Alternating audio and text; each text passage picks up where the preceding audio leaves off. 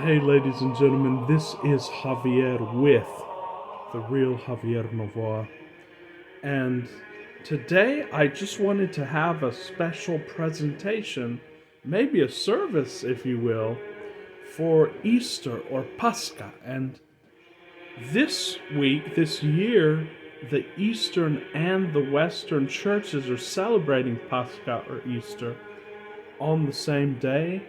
I have some Orthodox chant going, and if you can go to a traditional service tonight, especially the Russian Orthodox have a beautiful service, I'd recommend you go. There's great beauty in it, but in no church are you going to learn the true meaning of Easter, the true meaning of Pascha, at least not in any modern churches that consider themselves to be Orthodox. Now, the secret societies will also have services tonight and tomorrow, and depending on what level you are in the secret societies, they will tell you the true mystical meaning of Easter, of Pascha.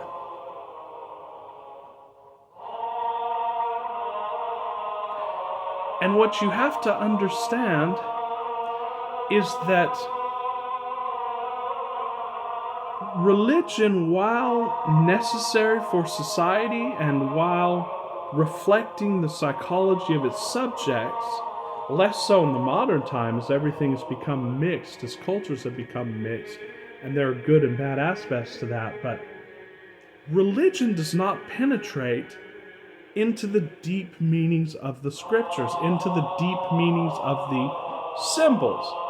Mystics have always done that, and so if you want to go into the deeper meanings of the symbols, you have to go back to the mystics.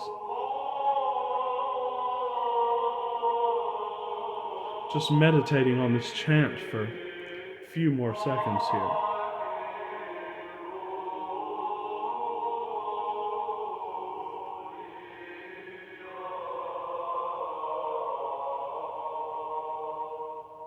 Tonight we're going to explain the mystical meaning of Easter and how it pertains to you. How it pertains to your resurrection, your ascension, and why you came.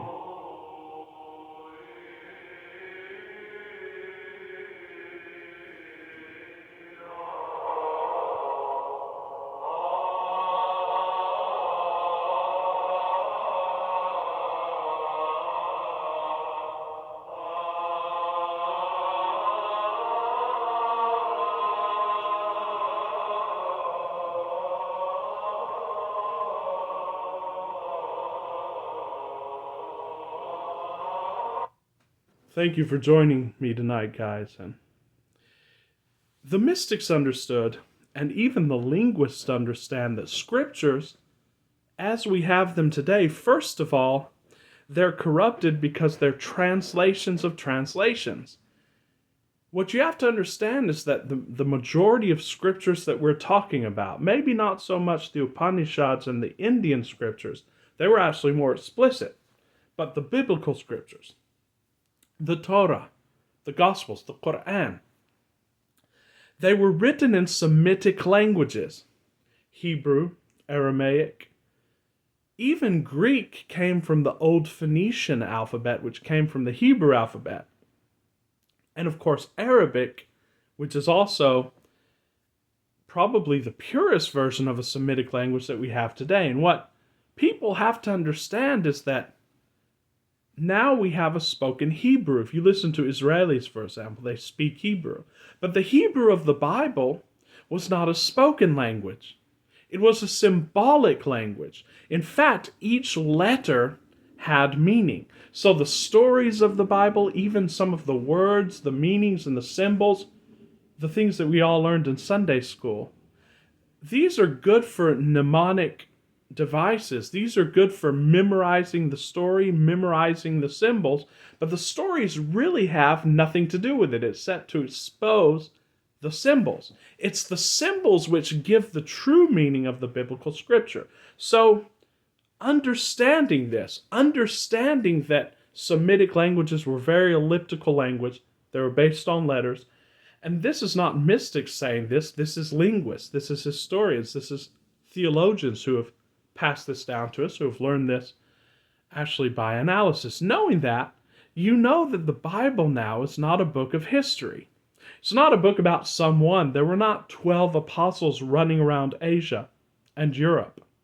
Probably not. There may have been, but that's beside the point. There was not a man named Jesus. There may have been, but it's beside the point. These are all stories to convey symbols to you. And what is the Bible all about? It's about what happens within man. It's about the quintessential makeup of the human being and what we're here to do. Now, while we've always said there's no purpose to life that's imposed from the outside, a cursory observation of the world and a reading of the scriptures and history and philosophy will reveal to you that this is a school for creation, guys. This is a school basically for learning how to create things. And we create things first on a very low level. It's sort of by me. We actually go and we take the physical and we shape it into what we want. But that takes a long time. We then learn to create on higher planes, and that is manifestation. The Bible is a key to manifestation, and it's a key to the Son ascending through you and revealing to yourself who you are. You are the grand consciousness. You're simply a drop in the grand consciousness. In fact, you're all of it, and you have been that all along. It's just veiled from you. It's just hidden from you. So I want to show you how these symbols actually come to reveal themselves. And we can first do it by the name of God, Yahweh. And of course, the Jewish tradition forbids the utterance of Yahweh. It's because it's not an utterance. It's, first of all, it can take on the personification of a breath. If you listen to the in and out breath, it is.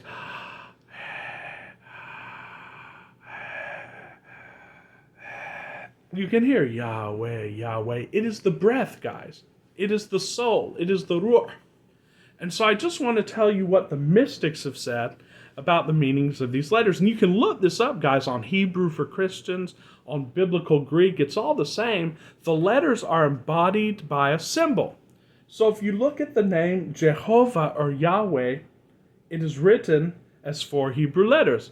It is Yod, He, Waw, or Vav, He. And these are, of course, comparable to the Arabic letters as well. Yod, of course, Yad in Arabic, is a hand. So he will explain, the whole secret of creation is concealed within this name, Yod, He, Vav, He. The first letter, Yod, represents the absolute state or consciousness of the unconditioned, the sense of undefined awareness, the all-inclusiveness out of which all creation or conditioned states of consciousness come. In the terminology of today, Yod is the I am, or unconditioned consciousness. The second letter, He, represents the only begotten Son, a desire, an imaginary state. That is the Son. That is conditioned consciousness. Consciousness is unconditioned, but then it comes and conditions itself as an idea, as a thought, as a concept. That is the Son. It symbolizes an idea, defined subjective state, or clarified mental picture. The third letter, Vav, or Wow, represents the act of unifying or joining the conceiver, the consciousness desiring, to the conception, the state desired. So that the conceiver and the conception become one, and you'll see that the crucifixion, Wow, is written and it takes its part from a nail. And when you nail that son or that conception to the cross, you then become merged and united with the desire. Fixing a mental state, consciously defining yourself as the state desired, impressing upon yourself the fact that you are now that which you imagined or conceived as your objective, is the function of Vav, or the nail. Again, Neville says it nails or joins the consciousness desiring to the thing desired. The cementing or joining process, which is the crucifixion, which according to symbolic meaning happened yesterday, is accomplished subjectively by feeling the reality of that which is not yet objectified. The fourth letter, he, represents the objectifying of this subjective agreement. The Yod He Vav makes man or the manifested world he in the image and likeness of itself, the subjective conscious state. Excuse me. So the function of the final he is to objectively bear witness to the subjective state Yod He Vav. Conditioned consciousness continually objectifies itself on the screen of space. The world is the image and likeness of the subjective consciousness, or the subjective conscious state, which created it. The visible world of itself can do nothing. It only bears the record of its creator, the subjective state. It is the visible sun, he, bearing witness of the invisible Father, Son, and Mother, Yod He Vav, a Holy Trinity, which can only be seen when made visible as man or manifestation. Your unconditioned consciousness, Yod, is your I am, which visualizes or images a desired state, he, then becomes conscious of being the state imagined by feeling and believing itself to be the imagined state. The conscious union between you who desire and that which you desire to be is made possible through the vow, or your capacity to feel and believe.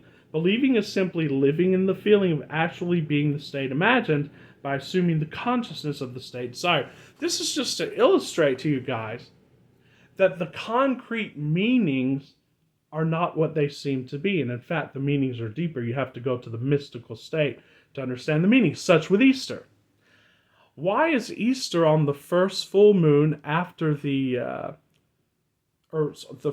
first Sunday after the first full moon, after March 15th, and we'll explain it a little bit. But this is not the resurrection day of a man. This is not an anniversary. This is a concept. And there are reasons for this being a concept. So you have to stop identifying with, oh, well, I believe in Jesus because if I don't, I'll be roasted in hell, and I believe he was a real man and he resurrected and so on and so forth. That's fine. But you have to know that these are stories of your own consciousness. The very words, guys, and we'll see here in a second, the very words point to aspects and states of your own consciousness. So let's start with the story of Gethsemane, ladies and gentlemen, the crucifixion. Because Thursday, Friday, and today are the symbolic days of the capture, the trial, the crucifixion, and the descent into hell and so on of Jesus. What does this all mean? Well, let us read Neville's work, Your Faith is Your Fortune, and let us read Gethsemane. Even the name Gethsemane, you'll be interested to know, has some actual literal meanings that point to the spiritual. Then cometh Jesus with them unto a place called Gethsemane, and saith unto the disciples, Sit ye here while I go and pray yonder. And this is from Matthew 26:36. A most wonderful mystical romance is told in the story of Jesus in the Garden of Gethsemane. But man has failed to see the light of its symbology and has mistakenly interpreted this mystical union as an agonizing experience in which Jesus pleaded in vain with his Father to change his destiny. And indeed, as Alan Watts pointed out, the gospel actually comes from older English words which can be translated into the good spell. It is a good saying, and there's only good news in the gospel. There's no bad news, guys, in the gospel. There's no death, there's no suffering. So anything that talks about or bespeaks death or suffering has to be interpreted in another way, and we'll see how this is done through the great mystic Neville Goddard when he talks about. And by the way, all of these meanings come from old Kabbalistic meanings. They've been taught for centuries and for millennia. So, Gethsemane is to the mystic the garden of creation, the place in consciousness where man goes to realize his defined objectives. Gethsemane is a compound word meaning to press out an oily substance. Geth, to press out, and shemen, and you'll know the similarity of this word with another word in our language. Shemen is an oily substance. The story of Gethsemane reveals to the mystic in dramatic symbology the act of creation. Just as man contains within himself an oily substance which, in the act of creation, shemen, is pressed out into a likeness of himself, so he has within a divine principle his consciousness, which conditions itself as a state of consciousness and without assistance presses out or objectifies itself. A garden is a cultivated piece of ground, a specially prepared field, where seeds of the gardener's own choice are planted and cultivated. Gethsemane is such a garden, the place in the consciousness where the mystic goes with his properly defined objective. So you know what you want, you go into Gethsemane, which is the brain, and you'll see this. The garden is entered when man takes his attention from the world round about him and places it on his objectives. And you'll see in every religion, the Persians make great symbology of the garden. In Christianity and Judaism, you see the Garden of Eden. In Islam, paradise is called Al-Jannah, which is the garden. It's all about gardens. And gardens are something cultivated. Meaning what? You have to cultivate your thoughts. You have to cultivate what you're conscious of. You have to do it. Understand? Man's clarified desires are seeds containing the power and plants of self-expression. Like the seeds within man, these too are buried within an oily substance, a joyful, thankful attitude of mind. Oil was always meant symbolically to emphasize spirit, to emphasize joy, to emphasize abundance, gratefulness, so on. As man contemplates being and possessing that which he desires to be and to possess, he has begun the process of pressing out, or the spiritual act of creation. These seeds are pressed out and planted when man loses himself in a wild, mad state of joy, consciously feeling and claiming himself to be that which he formerly desired to be. You feel yourself as embodied in your desire, and then you are possessed of a mad state of joy, an orgasmic experience, or oil. You understand? Desires expressed or pressed out result in the passing of that particular desire. Man cannot possess a thing and still desire to possess it. So once you have it, your desire is now gone at one and the same time. So as one consciously appropriates the feeling of being the thing desired, this desire to be the thing passes, is realized. The receptive attitude of mind, feeling, and receiving the impression of being the thing desired is the fertile ground or womb which receives the seed. The seed which is pressed out of man grows into the likeness of the man from which is pressed. I hope you understand just a little bit. I'm not going to read the whole thing, but he says, feel with the great gardener the secret thrill of knowing that things and qualities not now seen will be seen as soon as these conscious impressions grow and ripen into maturity. Your consciousness is Lord and husband. The conscious state in which you dwell is wife or beloved. This state made visible is your son bearing witness to you, his father and mother. For your visible world is made in the image and likeness of the state of consciousness in which you live. That is the Son. And your world and the fullness thereof are nothing more, nothing less than your defined conscious objective. Knowing this to be true, see to it that you choose well the mother of your children, the conscious state in which you live, your conception of yourself. Then he goes, you choose your mate, so any suggestions of lack, you will not choose to mate with that. Could never pass the watch of the disciplined mind of the mystic. That's why he told his disciples to stand watch. And every one of the 12 disciples, and we'll talk about this in another video, or the 12 apostles, are symbolic of a state. It's not 12 men, they're states. For example, Simon is the one who never allows anything in that contradicts the desire of man, and so on and so forth. Jesus took with him into his hour of prayer his disciples, or disciplined attributes of mind, and commanded them to watch while he prayed.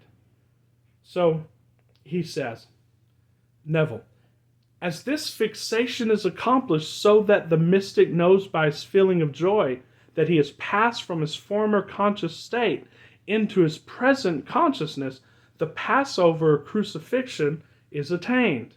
This crucifixion or fixation of the new conscious claim is followed by the Sabbath, the time of rest. There's always an interval of time between the impression and its expression. That's the Sabbath. Between the conscious claim and its embodiment. This interval is called the Sabbath, the period of rest or non-effort, the Day of Entombment. And so we can also talk about Judas, and that's another aspect. Judas was not a betrayer. Judas committed suicide. Judas actually means in Hebrew praise, or the one who praises. What Judas did was he embodied that state so fully that he died to his previous self, and that death is what you have to do in order to resurrect as the desire that you're now embodying. I hope you understand me just a little bit. And so he says, this is Easter, by the way, and we're going to talk about this more tomorrow when we go into Easter proper. Now we're in Holy Saturday, so. Easter, the day of resurrection, falls on the first Sunday after the first full moon in Aries. The mystical reason for this is simple. Remember, the mystics knew this. The people who just celebrate it have no idea about it. They just think they're marking a historical day. And it's beautiful to have ceremonies and eat with your family and so on. But you have to understand the real aspect of this. A defined area will not precipitate itself in the form of rain until this area reaches the point of saturation. Just so, the state in which you dwell will not express itself until the whole is permeated with the consciousness that it is so. It's finished. So the full moon, guys. It's full. You're fully permeated. That's when the desire resurrects. Your defined objective is the imaginary state. Just as the equator is the imaginary line across which the sun must pass to mark the beginning of spring. This state, like the moon, has no light or life of itself. This is very interesting. But will reflect the light of consciousness or the sun. I am the light of the world. I am the resurrection of the life. As Easter is determined by the full moon of Aries, so too is the resurrection of your conscious claim determined by the full consciousness of your claim actually living as this new conception. Most men fail to resurrect their objectives because they fail to remain faithful to their newly defined state until this fullness is attained. If man would bear in mind the fact that there can be no Easter or day of resurrection until after the full moon, he would realize that the state into which he has consciously passed will be expressed or resurrected only after he has remained within the state of being his defined objective. Until his whole self thrills with the feeling of actually being his conscious claim and consciously living in this state of being it, and only in this way will man ever resurrect to realize his desire. That's what Easter is about, guys. And so, while you mark this day, take it as sort of a symbolic goad to actually clarify what it is you truly desire. What's your greatest desire? And then live in that. Allow that to reflect the light of consciousness into this interior full moon, and then go into the Garden of Gethsemane, press out that oil, and abide in the joy of having it, and then wait but a little while on that Sabbath, and your world will change around you. It's what we call in this channel context. So let's just for a few moments go into the silence and actually embody this desire. You can go to whatever service is later, dinner, whatever you're going to do tomorrow. Actually embody this desire and get into the Sabbath and actually mark the truth of what this Easter season is to the mystic. And you know it's easier now because Joel Goldsmith even talks about the fact that on these days like Easter and Christmas and Passover and Hanukkah and all these holidays, Ramadan, it's easier to get into this meditative state because so many people around the world are meditating. And that does have a frequency. It has a force. It actually operates upon and works upon the magnetic field of the earth and so on and so forth. It rises it, and therefore the whole vibration is raised. So let's, in our small way, contribute to the rising of this vibration. Let's actually go into the silence here. So what I want you to do is actually bring up to your mind right now what it is you desire.